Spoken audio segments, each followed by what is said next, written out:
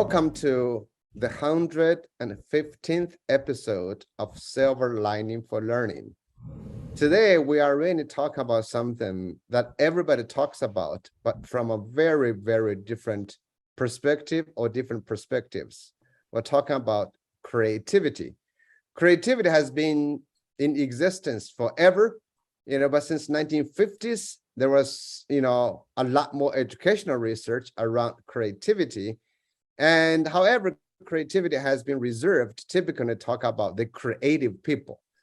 And so last year, the American Educational Research Association, AERA, asked me, Yong Zhao, and Ron Baguetto out of Arizona State University to edit an issue of the research, Review of Research in Education, RRE, and to talk about democratizing creative education.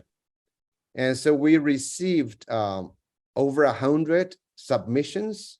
We've selected over 10 articles.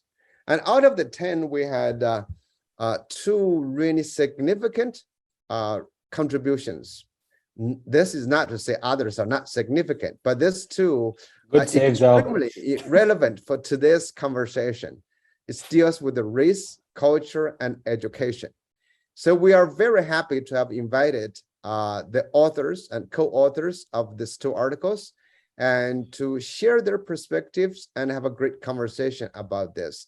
These two articles truly transformed my thinking about creativity.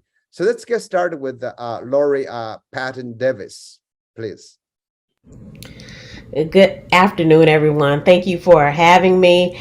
As noted, my name is Lori Patton Davis. I'm a professor at The Ohio State University and chair for the Department of Educational Studies. The article that I contributed to the special issue was titled Unapologetically Black Creative Educational Experiences in Higher Education, a Critical Review. And I co-authored the piece with Dr. Toby Jenkins at the University of South Carolina, Dr. Gloria Howell at Indiana University, and Dr. Tony Keith Jr., who is an independent scholar. And when the call for the special issue came out, I had no time to write, right? But reading it made me really excited because it gave all of us as scholars an opportunity to really reflect on our own undergraduate experiences and the cultural pieces that really kept us grounded and connected while we were pursuing college. And so we talk about Black creative educational experiences in the article, and we define them, and I'm going to read here because I don't have it memorized. We talk about them as participatory and performative cultural experiences created either by or for students, centering Black artistic expression, aesthetics, and engagement. And one of the, I think, exciting things about the piece is we began talking about Beyonce and her Coachella performance. And if you have not seen Homecoming on Netflix, please do check it out. But what was special about Coachella is that she centered how these Black creative educational experiences show up at historically Black colleges and universities with regard to the marching band, the dancing teams, the movement, all of these pieces that we see and we think, generally speaking, that it's entertainment, but it's actually something that is contributing to these students' retention, their sense of belongingness, their appreciation for their culture, and making them feel like they matter in post-secondary educational spaces. And so we examined the literature. We identified some of those cultural pieces. So we looked at gospel choirs, we looked at marching bands, step shows, all of these pieces, spoken word, hip hop dance, all of these pieces that students get engaged in, that it's really difficult to locate in the literature. But we work toward naming them, and we use Gloria Boutte's, she and colleagues wrote Legacies of Dimensions in African Culture. And so they identify all of these different pieces that sort of help explain these ways of knowing, again, that are hard, that people experience, but that the research really hasn't connected to yet. And so our hope is that people will read that and see how important these experiences are, and that they are worthy of more substantive investigation by educational researchers. Thank you, Lori. That's a beautiful summary. It's a very, very impressive. Diego, you want to talk about your article before we start asking questions? Hello, everyone. Can you hear me well? Yeah, you always have to check with the Zoom thing, so you never know when I'm speaking to myself in this media. So my name is Diego Roman. I am an assistant professor in bilingual and science education at the University of Wisconsin-Madison. I was hearing Kurt saying that you're familiar with the Madison campus. So my building is on Johnson and Mill. So I am in the teacher education building, 5th floor.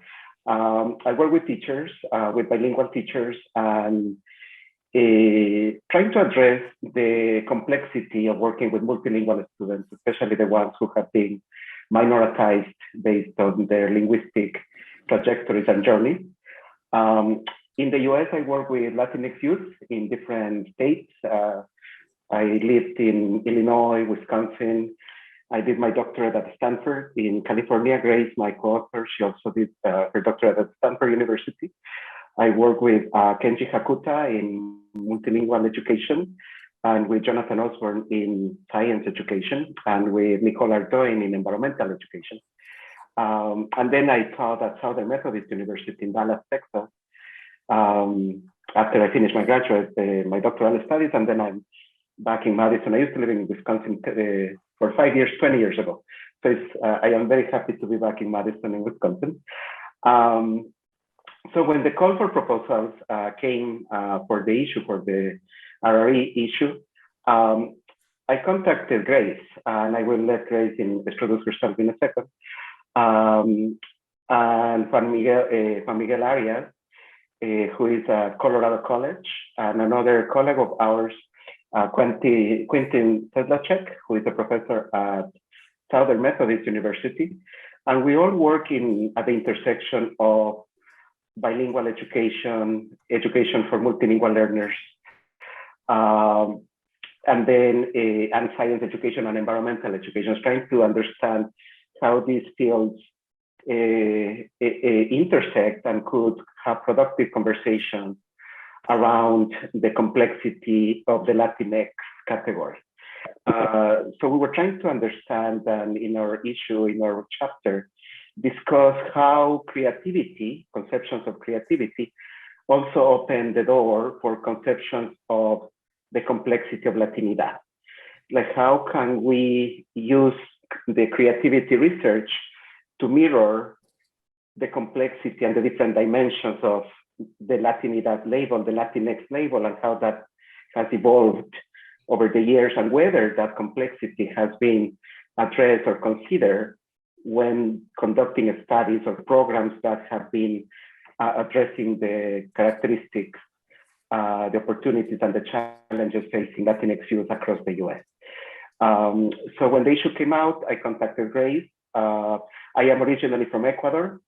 So we also tried to address in our article, like in the authorship, the different, I don't know, origins and types, if you would like to say it that way, of Latinos living in the US, right?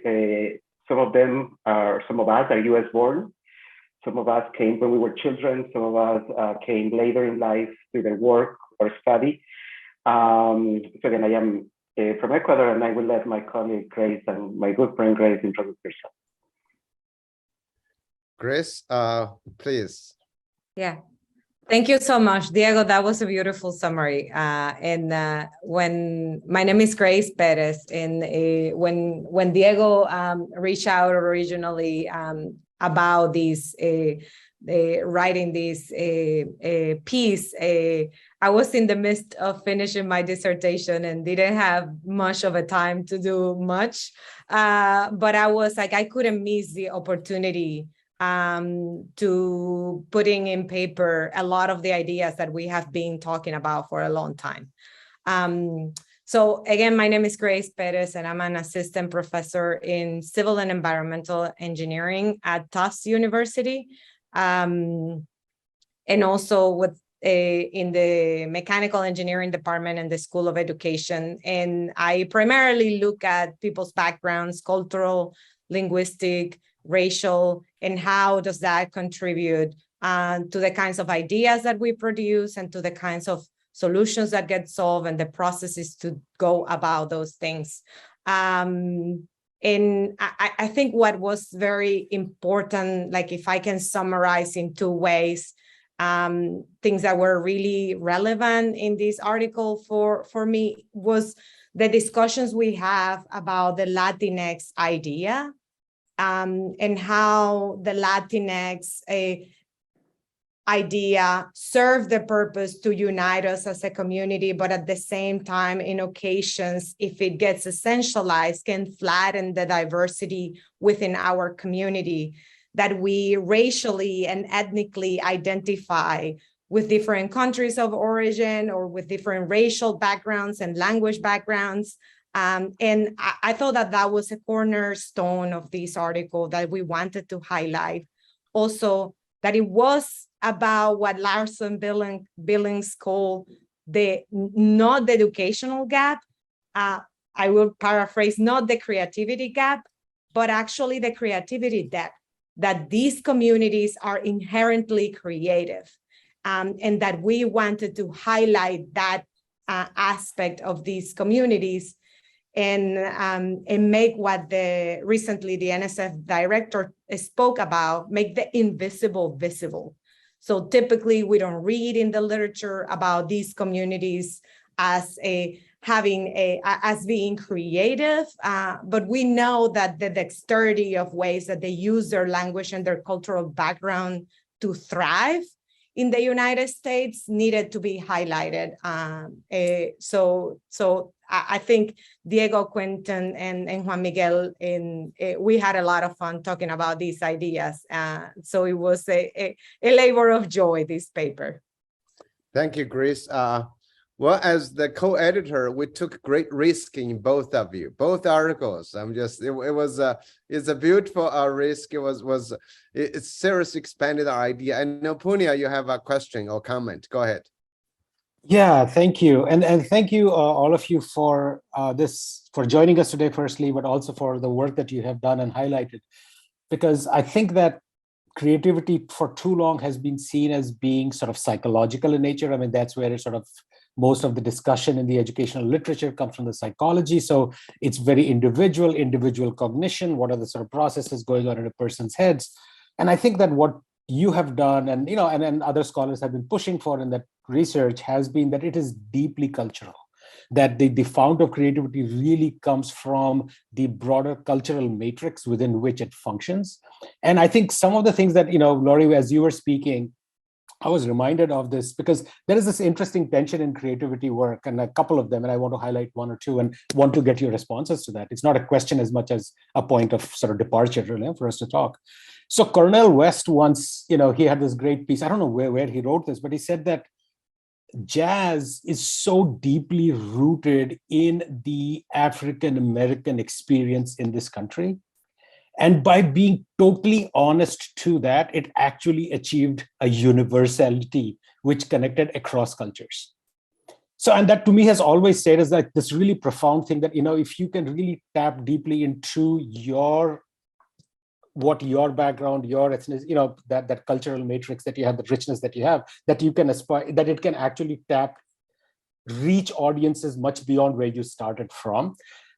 And as we look through sort of the sort of process of decolonization or whatever you might call it, so I would just be curious to sort of hear your perspectives on this, given the work that you have done, that how you see. And I'm again also thinking about like the section in the 1619 project where, they go into this whole piece of how music and so on has been so much become a part of the American landscape, which came from certain specific cultural roots. So I'm just want to be, and they have another question after that, but let me start with this one first. I would just love to think about your thoughts about this idea of this tension between the local, and the deeply culturally embedded, and its opportunity to speak to wider issues which are always of concern to humanity or to people across. So any of you want to start first? I don't even know if I've articulated the question well, but it's anyway, I hope I've made some kind of sense. But I think that's the piece there, is that how can we be honest to our sort of origins and our stories and our histories, but through that process, actually be able to speak to a wider audience. And if you have seen that in your work, how can So, one of the things we tried to do as we were talking about these different creative expressions was to connect them with, Africa, right? To connect them historically. And so, when we talk about gospel choirs, and their existence on college campuses, that is inherently connected to Negro spirituals, right? When we talk about, spoken word and languages that were used, to communicate different things during the period of enslavement. And so rather than just talking about the form and how it showed up, it was really important for us to connect it to the history and culture of African people. So that was one thing. The other piece that we highlight in the chapter is that many cultural forms that stem from, Black culture and from Black communities does typically reach a wider audience. But when it reaches that wider audiences, Black people often get erased, right?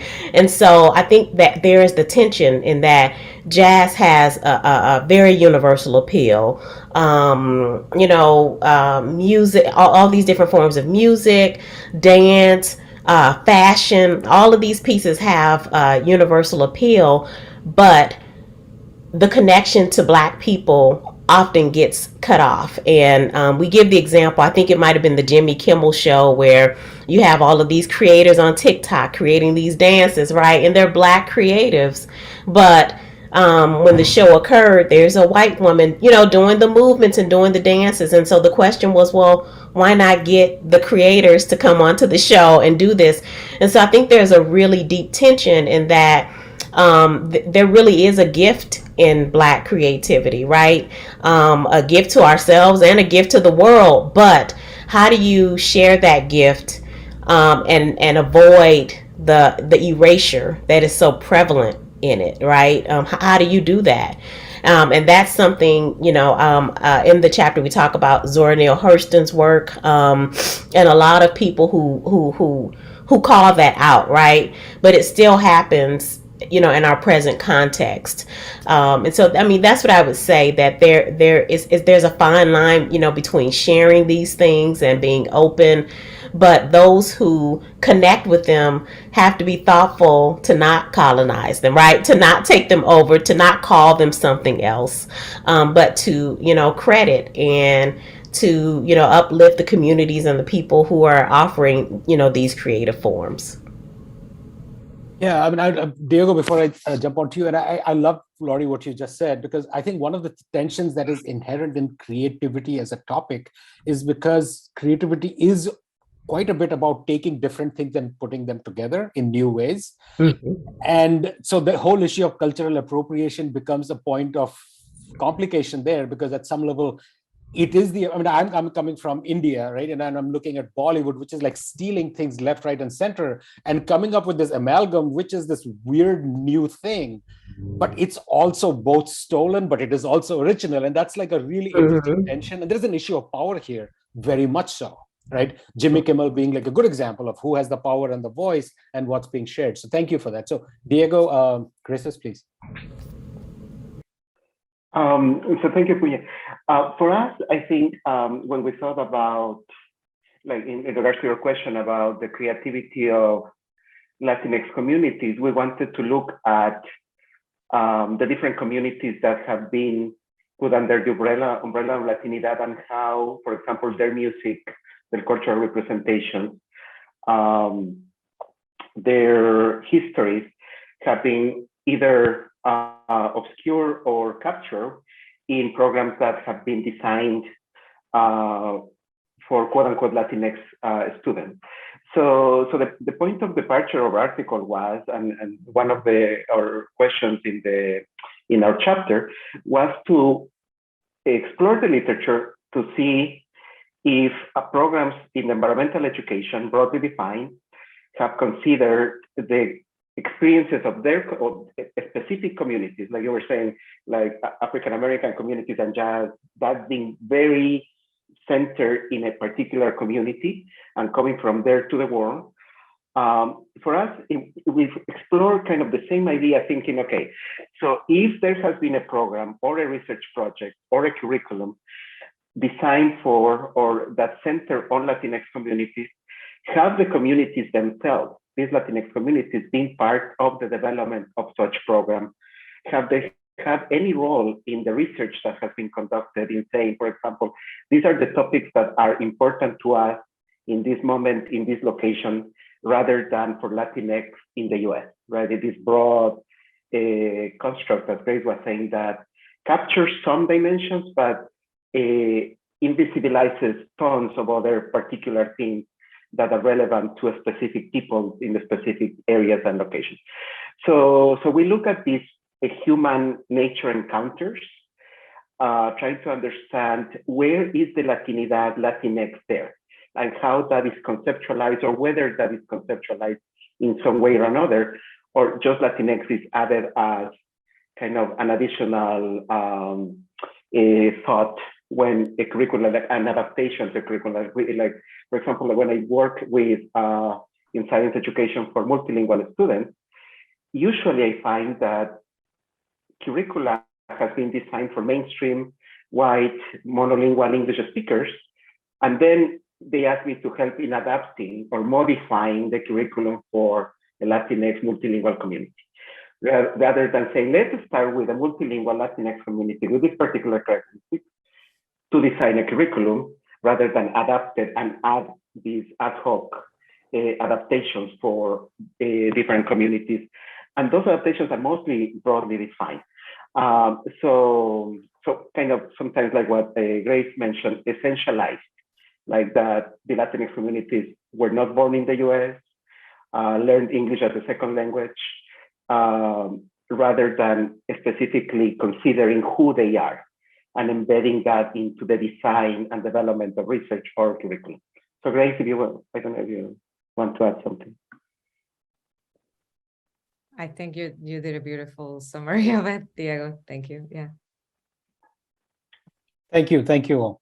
I'm sure others have questions, so I could go on, but I'll pause and let others jump in. Yeah, I think Chris has a question, then Kurt. So, the motto of the U.S. is "E pluribus unum," out of many, one.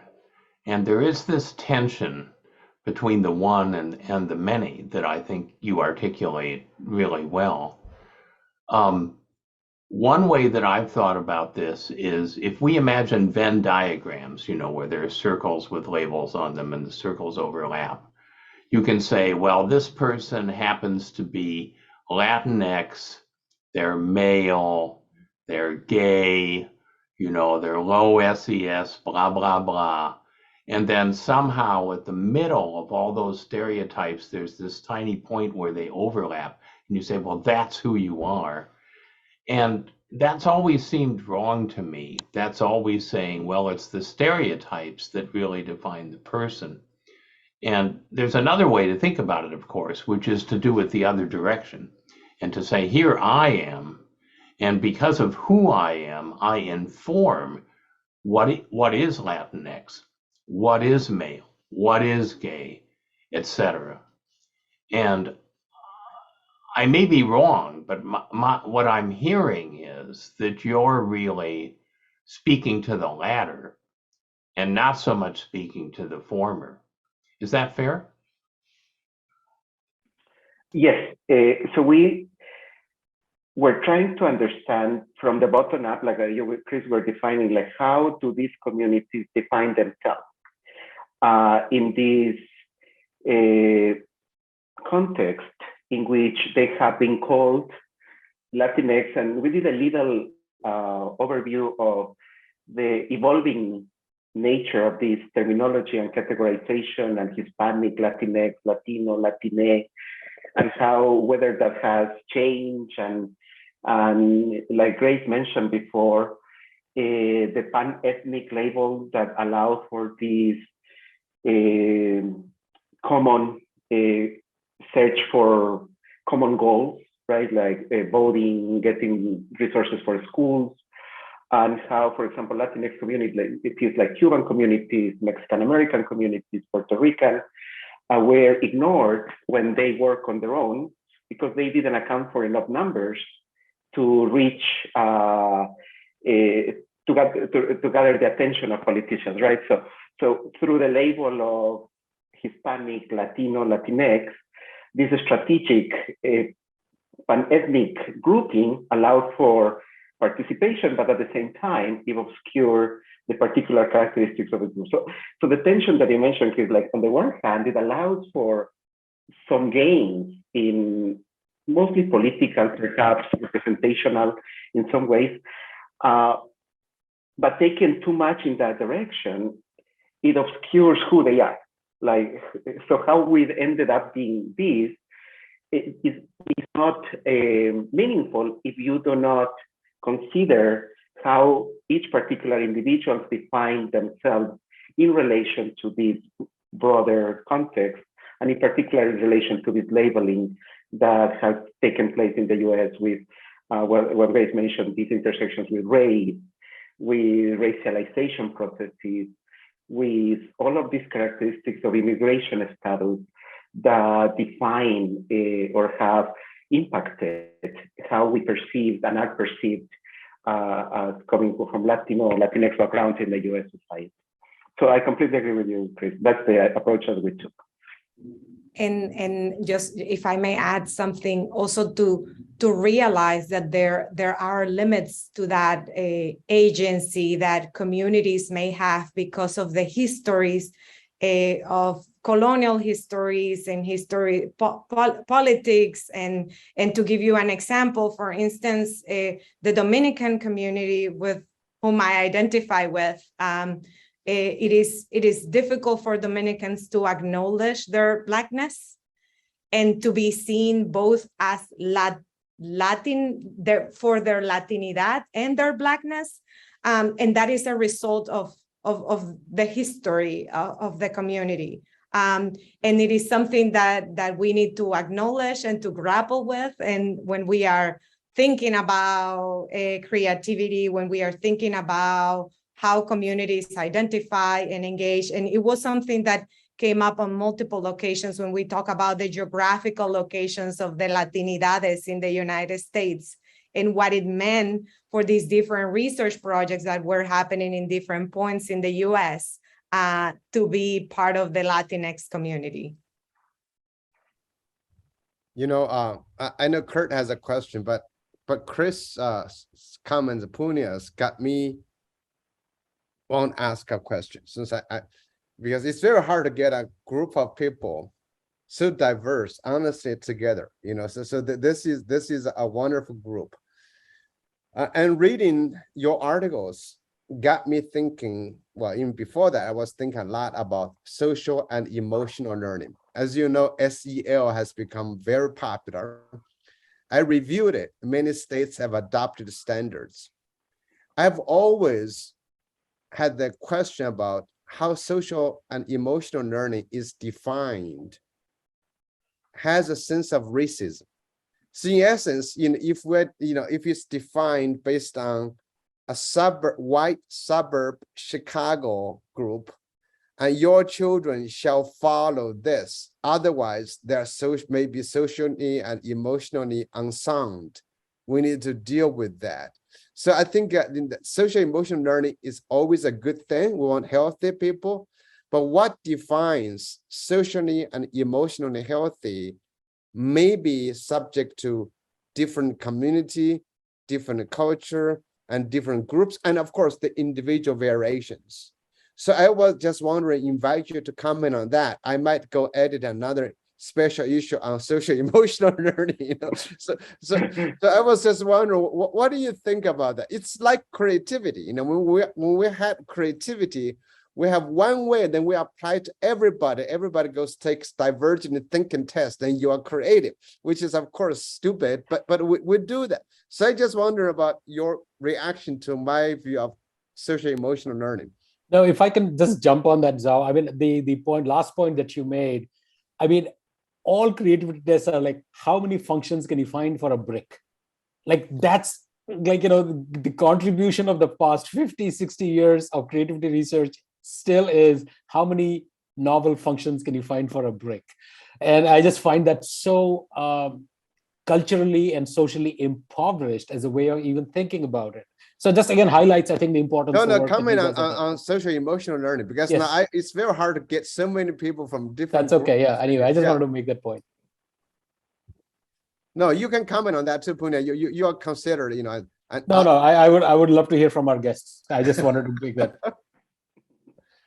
So I'm, of course, no expert on social emotional learning, but I've heard enough about it, or enough critiques of it. And I mean, to me, social emotional learning, just like many other concepts we use, can't be a one size fits all, right? There are cultural nuances, and there are things happening socially, right, that affect different communities in different ways. And so to expect a child from, you know, an urban environment to respond to things in the same way as someone from a suburban environment or a suburban school, or one that has more resources versus one that has another, that to me is ridiculous. But the other piece to me is that when we think, and I'm speaking specifically around, you know, Black education of Black children, so much of how these communities learn and function is through culture, right? And so you can go on to YouTube or, you know, any other platform, looking up videos, and look at how some teachers teach math, right? And they are using music, right? They are using things that are culturally relevant and culturally appropriate to connect with students, right? And so I think, you know, if you were to do a special issue, there would be space for some work or some scholarship that talks about a more expansive way of looking at social emotional learning, and perhaps the politics of culture, or its connections with culture, because I don't think that's really been explored in a significant way, at least not to my knowledge. Thank you, Laurie. No, because right now I wrote an article for Kappan 2 or 3 years ago. It's a culture war right now. But when nobody is really talking about the cultural, the subcultural, you know, the racial issues in social emotional learning, because I was thinking I would be a social emotionally really challenging, you know, because I don't fit any of those standards, you know, I'm no good. And Diego and Grace, go ahead. So I was thinking about. Okay, go ahead. Sorry, can you hear me now? Yeah. Okay. So I was thinking about what Dr. Patton Davis just mentioned, is the culturally relevancy of how social emotional learning is defined, right? Like, or whether that dimension is considered when defining SEL for, let's say, inner city schools. Like I was a teacher in San Francisco, inner city San Francisco. And my school was a magnet school for Latinx children that arrived to the San Francisco Unified School District. So all of the children who arrived from different Latin American countries were sent there until they acquire enough English to be transferred to different schools around the city. So, but to your question, Shao, I wonder how, like, the lens that were used to define how these children were getting adapted, right, to the U.S. culture, not only academically but also socio-emotionally. Like, because, for example, they came with me to work in the newcomer program, right, which was taught in Spanish, and then after a year they were transferred to the English-only ESL program, and then if they progressed in their English skills, they were reclassified from English learner to English proficient mainstream. So I believe that sometimes we only consider, right, these academic standards as we move students, or our students are moved throughout these programs. but we do not pay attention much to the socio-emotional dimensions that happen as, for example, immigrant children get adapted or used to the US school system.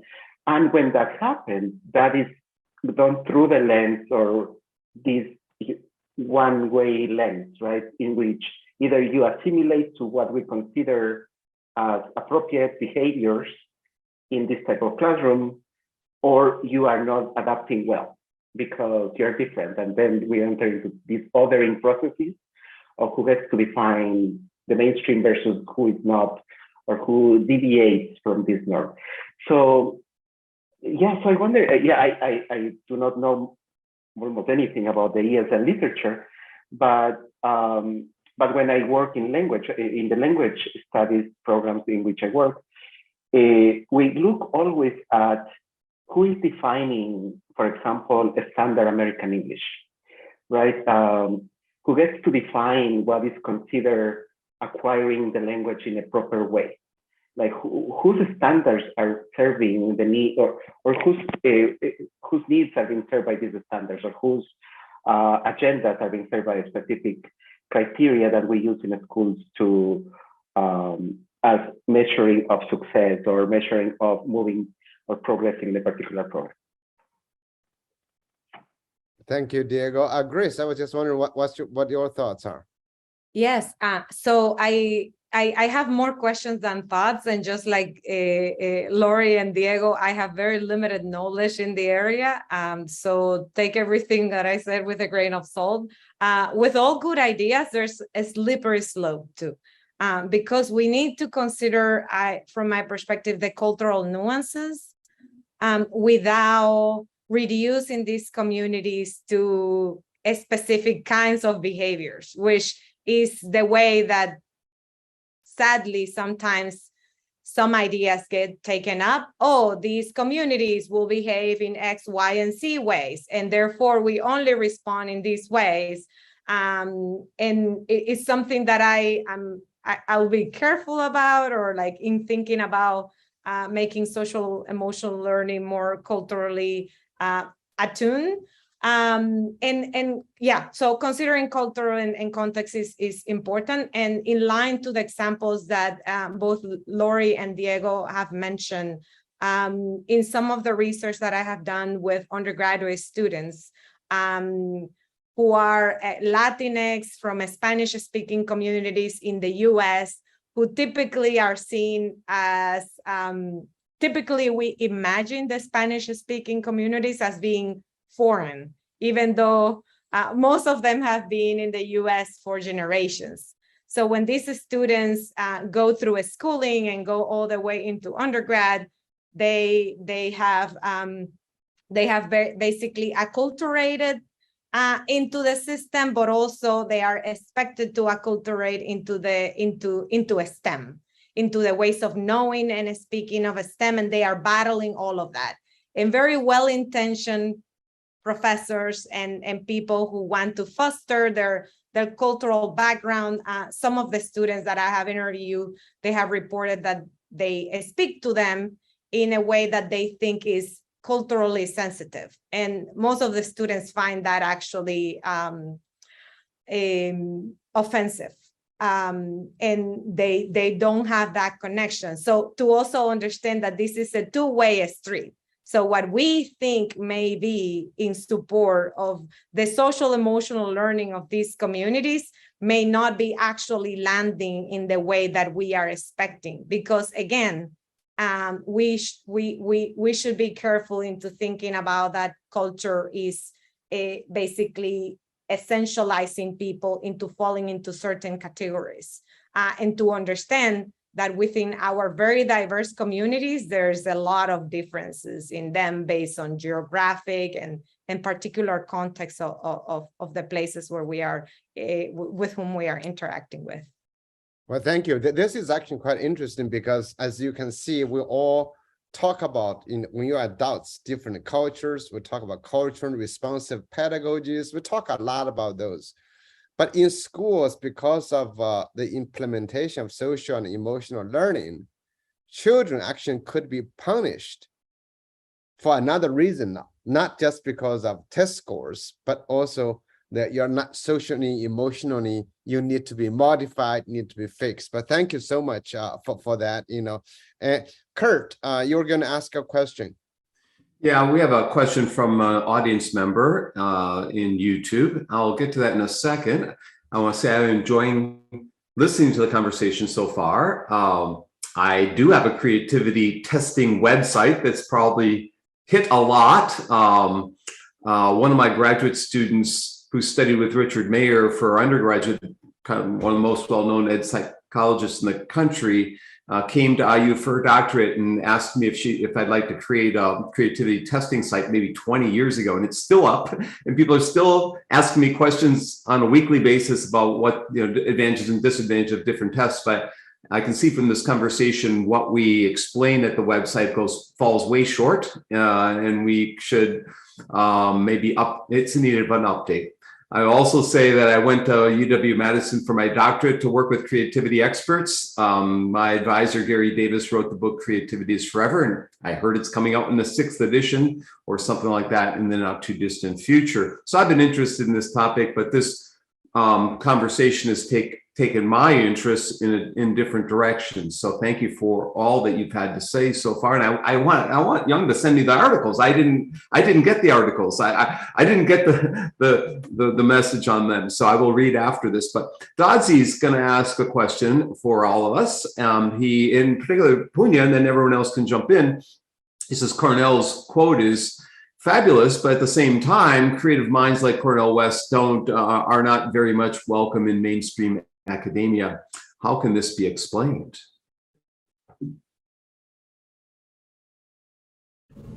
Punya?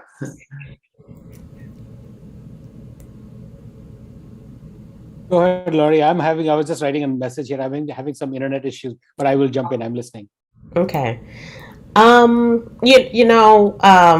think the notion of Cornel West and some of his work not being accepted in the mainstream is less about creativity and more about some of the views that he shared over time that haven't really, resonated with people.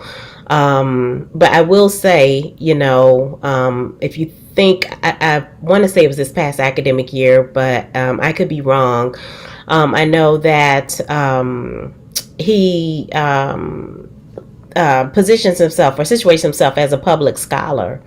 And so, writes, think pieces, things that, engages our critical thinking and all of that. And he uses creativity to write some of those things, and they aren't accepted. And I think that's probably an area that requires more exploration. I deal with it as a department chair with folks who want to write for the New York Times or for the Conversation, who want to do translational research. So we can do the research that shows up in journals, but how do you translate it to a larger audience?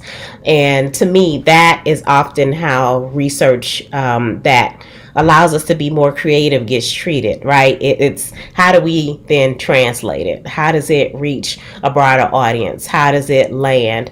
And right now, the academy in and of itself is a very restrictive space, right? If you want to get tenure and promotion, it has to be in a top journal. Well, maybe the top journal, isn't going to accept some of the work that, a scholar who has a more creative paradigm that they're using, it's not going to accept that work. So I guess that's my explanation.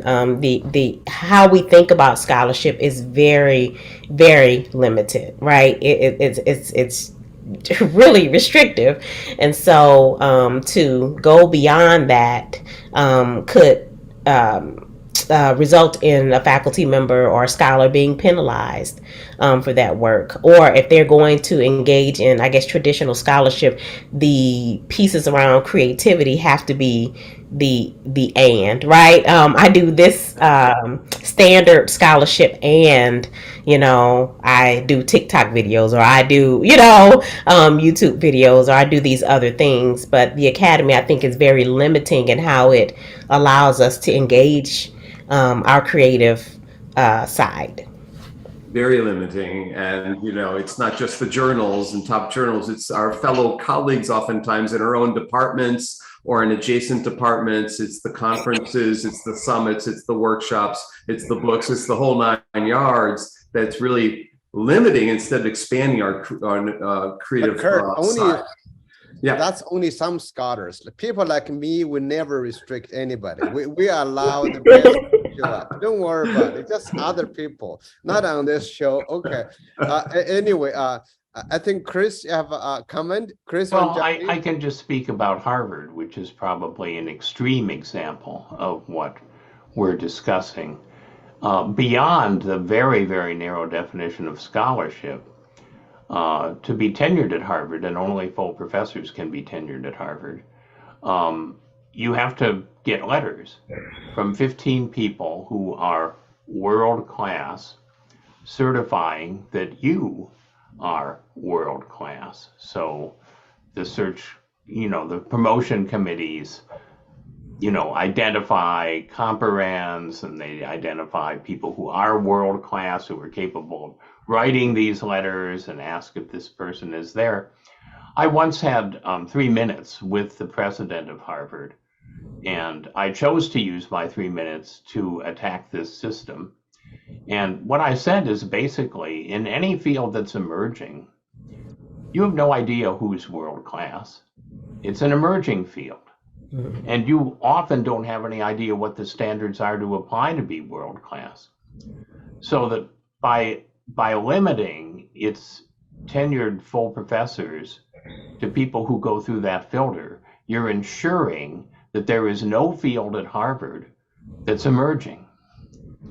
Well, I might as well have spent the 3 minutes buying lottery tickets, because obviously it had no impact. But I think the minute that universities decide they want to be elite, it adds another filter on top of the other filters that, again, doesn't say anything in terms of quality. It just says something about pride or even arrogance. Well, Chris, I have to tell you, you wrote 2 letters for me because you are world class.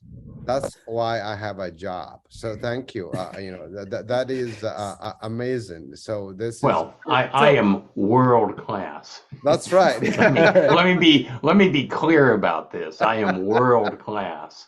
I don't buy into this system. So I think I want to complicate the story and narrative a little bit. So I agree that that there are institutional systems in higher ed that have these processes, like getting 15 letters from people who are world class and so on.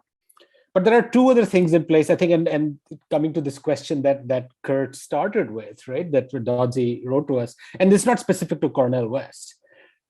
One is, we also within higher ed suffer from a form of myopia, where certain things become fads and they are spoken of in certain ways, and if they are not, then they're those are not important, or we shall not speak of them. But people who are entering, Laurie, like you said, this translational space where they want to speak to a wider audience, are also entering a very fraught political and ideological world where words are twisted in ways by people with different agendas. So I mean, it requires a lot of courage to step into that world. And that world is one where there is no space for nuance. One of my colleagues here at Arizona State, David Garcia, stood for governor of Arizona. And, and sadly, he lost, and Doug Ducey is our governor. And I was speaking with him once, and he spoke about how hard it is to take what we academics, the way we have learned to talk, and bring it to a wider audience. Because you have to get it down to a soundbite. I mean, we can complain that, our politics is soundbite oriented. That it's like Chris going and talking to the president of Harvard. That's not the point. The point is that it is that, and how do you now engage and bring that sophistication and complexity even in a soundbite culture? And so I think those people who enter into those spaces do so with great sort of intellectual courage, but also risk to themselves and their reputation, particularly, I think, the kinds of topics that you guys are writing about.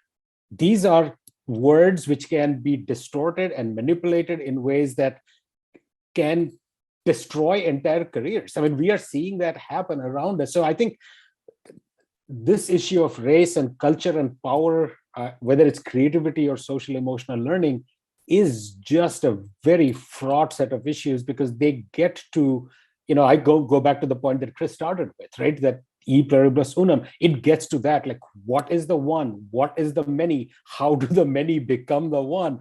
Who decides? I mean, so these are so I just want to make sure that we recognize that this is a very complicated. So I don't know if there's a question here, but I would love to hear the responses from you about your experience in doing this work and how you see it being received, whether within academia or outside of it. What have your experiences been?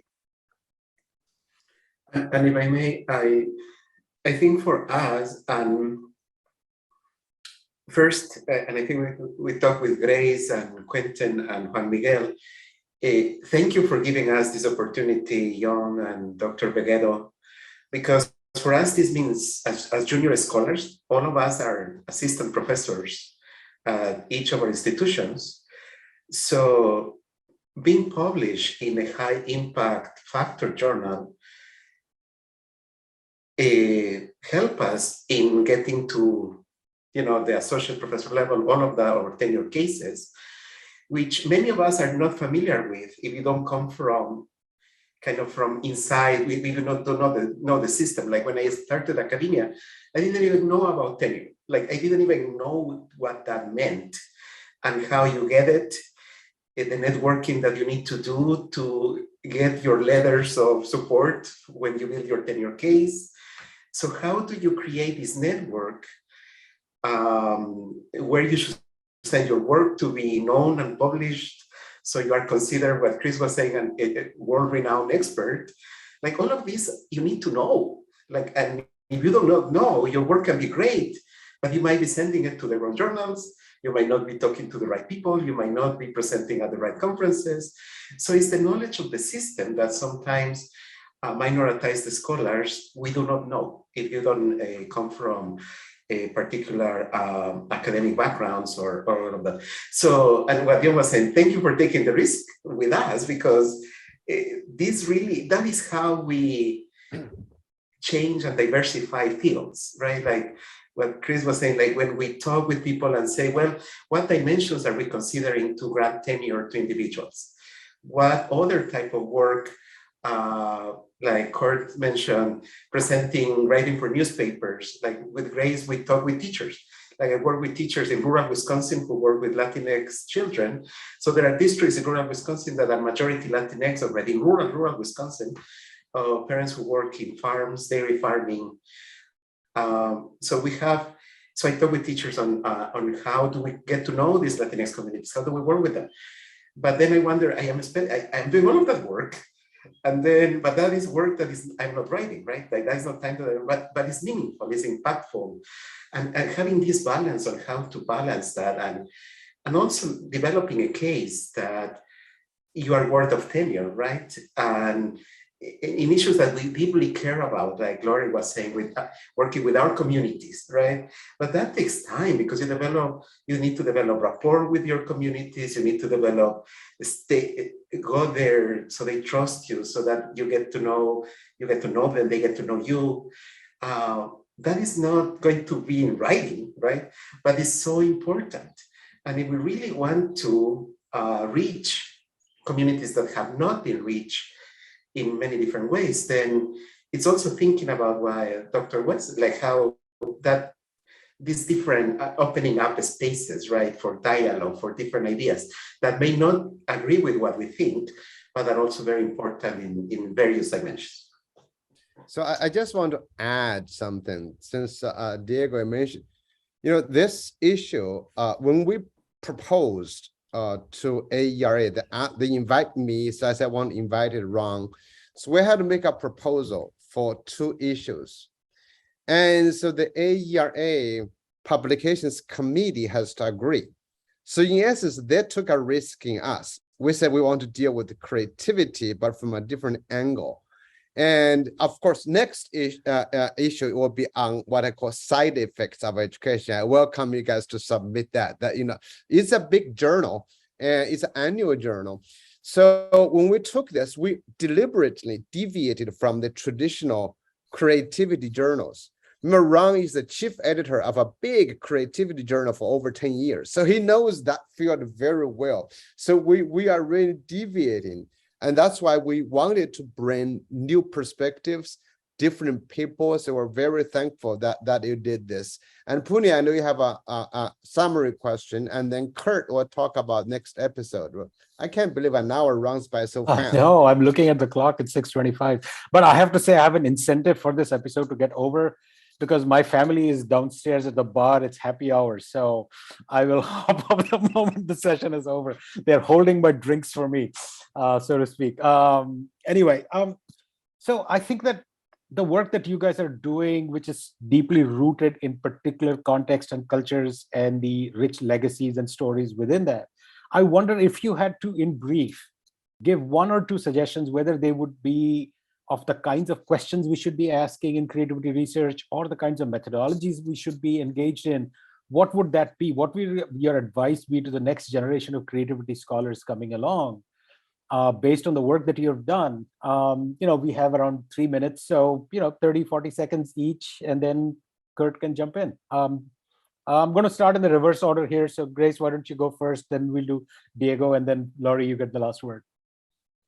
So the question was about the kinds of questions and the kinds of issues that we should be paying attention. Or if you're a budding creativity researcher, based on your experience, what are some things that they should be factoring in as they think about their future in this field? Like, what should the field be asking? I will give it a try to the best that I can. I think, as with a lot of the work that I'm currently doing, to think about creativity in a more holistic way. So the social cultural context of creativity, and I invite the scholars who are doing work in creativity to look at the handbook of cultural, I'm probably misquoting the handbook, but the cultural understandings of learning that Roy P., Naila Nasir, and other scholars in the learning sciences have put together. And they highlight the different language and cultural backgrounds of people, and how does that factor in the way that people learn in different environments, both formal and informal. So I think to think not only from a cognitivist, individualistic perspective, but to think about creativity as a social cultural process of that we all engage in, and to imagine different ways to present that kind of work. And I'm gonna highlight the work of Terrell Morton, who does work in Black Girls Magic and Black Girls in STEM, and how he had kind of shifted some of the ways that we present scholarly publications by including poetry and stanzas for people to actually present their work, or Helen Quinn, who use plays to talk about quarks and theoretical physics. So there's a lot of nuances in the ways that we can present our work and the kinds of considerations that we take when thinking about learning and creativity and communities. I think for me it would be, my suggestion based on this work and based on work that I'm doing currently is to consider the complexity of Latinx communities, particularly to communities like Afro Latinx, Indigenous Latinx that have not been properly represented in research. So to complexify the Latinx category, so research that addresses or that has as participants Latinx teachers, Latinx students, Latinx communities, to go deeper than just say we work with Latinx communities, to then say who they are, like what Chris mentioned in his comment, like to see them as individuals, to see them as how do they define themselves, like what do they see as their creative endeavors, how do they connect with nature, with the schooling, with their community, and from there derive all of these controls and connect them and put them in productive dialogue, rather than come and say, we're going to do a curriculum for Latinx that addresses this based on what we think of as philosophically or cognitively or educationally. So that would be my last comment. Okay, I'm going to try to get through this without coughing. One, I guess, point of departure I think would be important is to think about how does creativity affect pedagogy? And maybe there are works on this, but I would love to see, university professors or K through 12 teachers understand the role of creativity in their pedagogy and how that brings students in, right? So there's culturally relevant, of course, but like, what does creativity look like when it is infused as part of how one approaches teaching and learning, in classroom settings, and maybe beyond the classroom, right? And so that's one piece. The second piece, and we talk about this in the article, is this idea around high impact practices, which many universities take the NESI survey, which is, connected to Indiana University, and the work of George Koo and others has really focused on these high impact practices that, when studied, they have contributed to student success. But one of the arguments we make is that, how do Black creative educational experiences serve as high impact practices for, either Black students or the students who engage in those sorts of activities? And so there is, I think, an area of research that's ripe for, further exploration.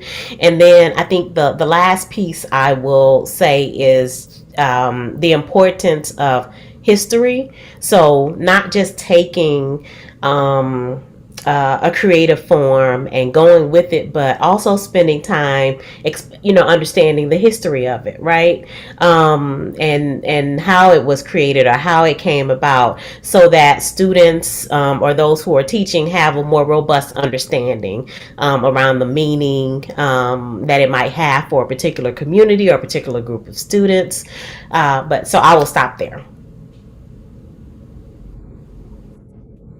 Okay, I guess I'm going to introduce the next session, but first, we all want to thank you for coming in late this afternoon in the East Coast, earlier in the afternoon on the West Coast, and we'll be back next week at the same time, taking a venture into EduVentures.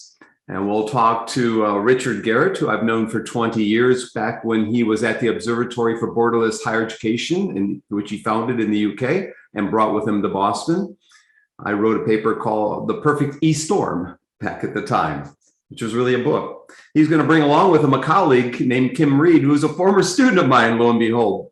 And they'll talk about education trends, in particular things related to internationalization of education, non-traditional education, online learning, commercialization, and all sorts of topics that we'll cover next week. I hope you can join us.